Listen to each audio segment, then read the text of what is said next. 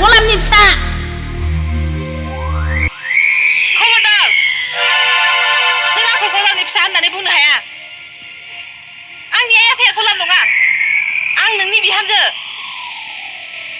आंखौ सासन खालामनायनि नोंहा मोन्थाय दं नाथाय आंनि आइ आफाखौ रायनायनि नोंहा मोन्थाय गैया नोंहा जेसेबां बुंनो मोन्थाय दं बिसिमखौल' बुं बिनि इसेबो बारा नङा What?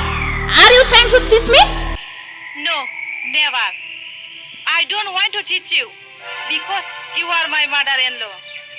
I think Newton's third law. In every action, there is equal and opposite reaction.